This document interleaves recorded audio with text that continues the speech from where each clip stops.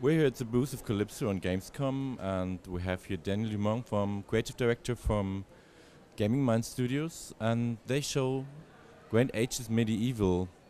This is a grand strategy game.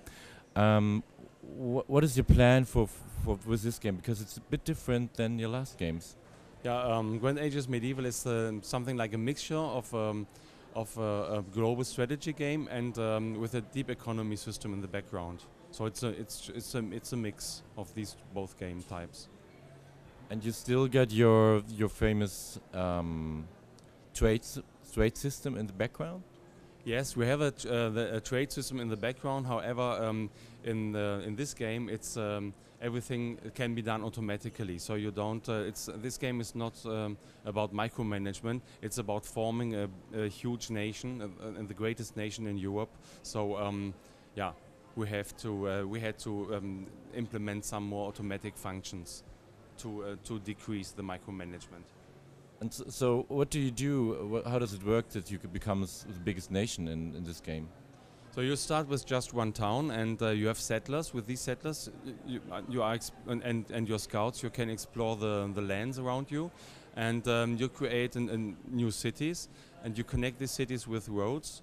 Later on, you can have you will have trade routes running on these streets, and then you can also get in contact with your concurrents, and you can capture their towns in a peaceful or in a peaceful way, or also by with military means.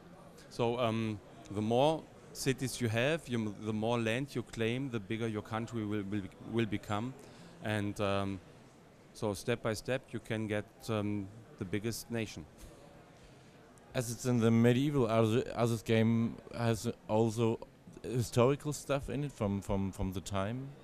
Yeah, for example, if you so the game plays at about 1050. So each time you rank up, you get development points, and these development points you can invest into your technology tree to unlock typically medieval achievements like the 3-field crop rotation or better roads or building churches, and of course different troops. So these are some historical elements, and then for example, if you create a new town, then we look which town was historically set at this position, and we offer the name of this town to the user. These are just some examples. Also the troops we are using and the names of the troops, the way the buildings look like, the style. This is and also clothing and armor, for example. This is historical. It's historically based. Yeah. The gamers who know your last games, I'm pretty sure there are gamers who don't really want to fight. So can you play this game without actually going to war? I don't think so. It's possible. Yes, it's possible. Also, so if you you can always try to not be in war with others. You can also always, with diplomacy and negotiation, you can try to have a peaceful a peaceful relation to all your opponents, and you can try to show them that you are really looking for the people, and you are that you are supporting the citizens, for example, and then you can get all these towns in peaceful ways. But just when the citizens love you, then it's very easy then to get the towns and in a peaceful way. Yeah. And however, just one thing: there are always I forgot there are wild animals and bandits.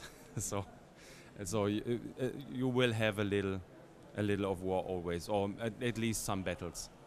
Okay, I think they can live with that. And you announced recently a PlayStation 4 version of the game. Why that? Because typically you are just have your games on PC. Yeah, Calypso had made very good experience with Tropico on the PlayStation, and this game is much less micromanagement than our last games, and it's more like exploration and expansion and global strategy. So we thought we could just it's worth a try, and the version looks great. It's the same graphics, it's the same details, the same game mechanics. Everything is the same. And what is your experience with the PlayStation 4, especially regarding the controls? How does it work with this game?